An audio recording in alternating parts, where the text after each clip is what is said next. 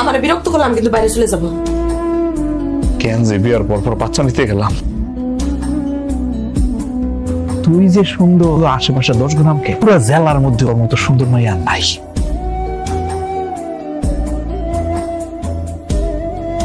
তোমার এই কটা থালা বাসন ধুইতে এতক্ষণ লাগে কে? হ্যাঁ, তুমি কি হাড়ি পাতিল ধুইতে ঘুমাও নাকি?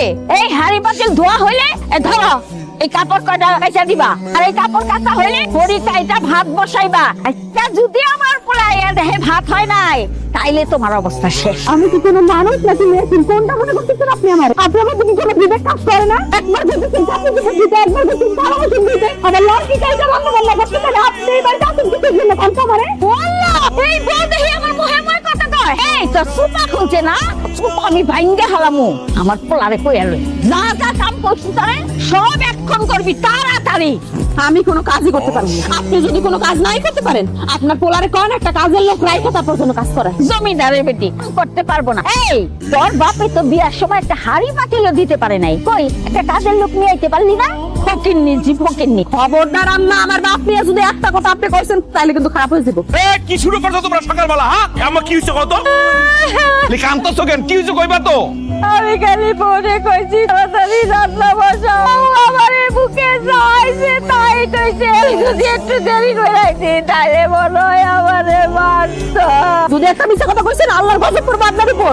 আমি কখন আপনার গালাগালি করছি? দেখছো তোর সামনে আমারে গজব দিল বাবা। ওই কমজাদের বাচ্চা, কত বড় সাহস! তুই আমার সামনে আমার মারি গালি গালাজ করো, তার সামনে তুই আমার মার উপরে গজব পালাস। গজব তোর উপর আমি পালাম।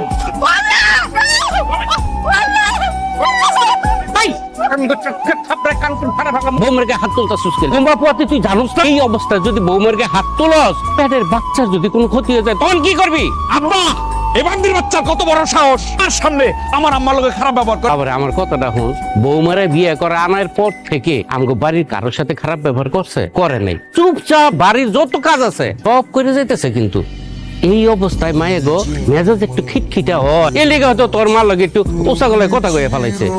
তুই স্বামীও যদি এটা না বুঝেছ বাবা, কেটা বুঝবো ক? আব্বাই লাই দিয়া দিয়া আমার বউরে মাথায় উঠাইছে, এর লাগে মুখে মুখে কথা কয়। শব্দ সাব্বার দিয়া যাও, যাও।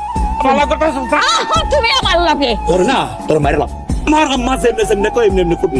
যদি পারস তাহলে এই বাড়িতে থাকবি, তাহলে ঠুয়া দাবাড়িতে বাড়ি করে 3 বেলা গিলতে পারে, গাছের বাড়ি টান টান আপনার। বাজারে ডাক্তারের কাছে আমার অসুবিধার কথা একটু ওষুধ এনে দিবেন। ওষুধ খাইলে হয়তো ঠিক হয়ে যাবে।